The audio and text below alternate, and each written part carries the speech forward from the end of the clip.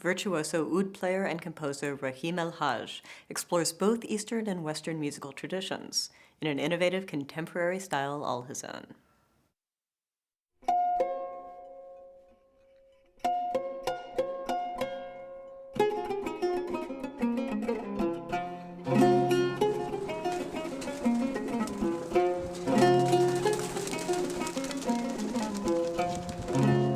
Doves and humming pigeons for me is connect to my childhood because in Iraq culture we care about humming pigeons. And being in the United States for over more than 12 years, and always I have searched for home. Having humming pigeon in my home is always a reminder for me that I have a home, because humming pigeons, you fly them and then no matter what they can come back. Ready? So first, start now. We're gonna do the mic check.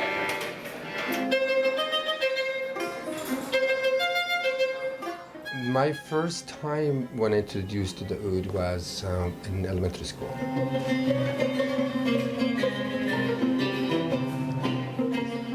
Fascinated by the sound of it, and I was just like, it was amazed, and I felt like this is it, this is my life, and I have to continue with it.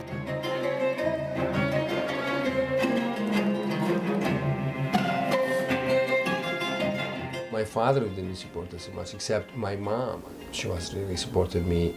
She said, could you please not to give him a hard time, because he will be the best oud player in the world, period.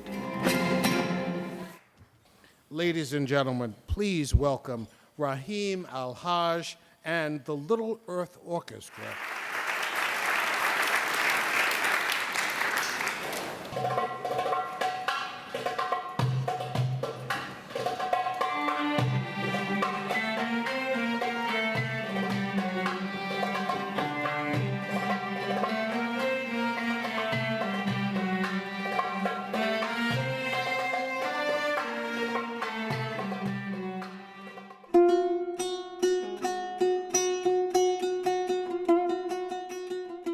When I get to my adulthood, I became involved with politics in Iraq.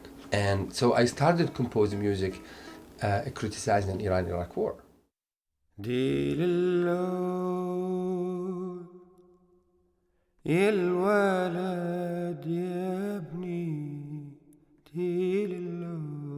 One of the pieces was very well known in Iraq, it's called Why, and it becomes really very famous song in Iraq, and people, they start singing it in the street, and, in schools, and that's why it became necessary for me to escape Iraq, because I'm Iraqi working with against the Iraqi government.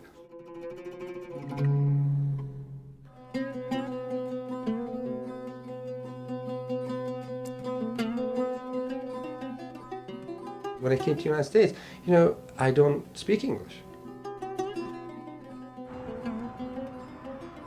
I think music allowed me to integrate with this country, integrate with this new culture that's adapted, and I talk to and I immersed to it. I have a beautiful memory here. I mean, that's what I started my life again as a musician in this place. This is Tom McGraw. Hey, hi Michael, I remember you. Yeah, Injures. This is my place that I hang out all the time, and I'm proud being part of this place. The street was blocked here because there was a protest at the university. We're just 2 blocks from the university. It was a protest against the war. So Rahim couldn't get here because they had the street blocked off. And everybody had to, really work hard to get to the place, and the place was filled. So I started record in the studio, and I produced my first CD called The Second Baghdad, and it became really known in the United States.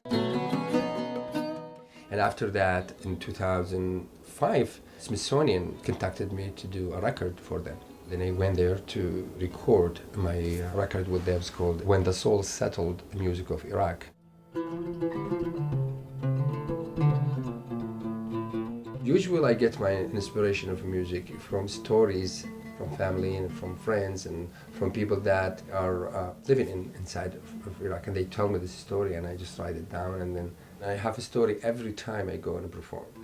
And I made difference a lot by making feel people different about Arab, how they looked at the Arab differently, and specifically with the music particularly, because whenever I performed, they came to me and said, you know, I've never heard oud before, but this is beautiful. And when they hear the story also, they make a huge difference, because all of us, we are here in different background, in different culture, in different language, and in different color, and together we make a beautiful picture of it, to make peace, to be compassionate, and make music to make people think that, you know what, it's beautiful to live together.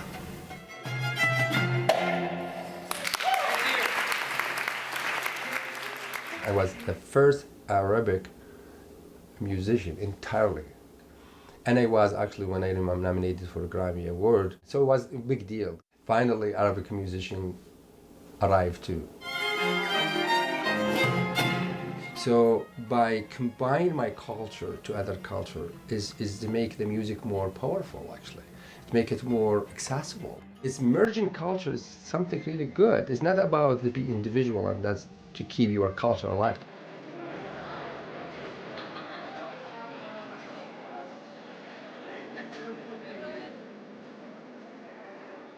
Maybe we are different culture and different color and different background. Politics always divide us, but music always bring us together, no matter what.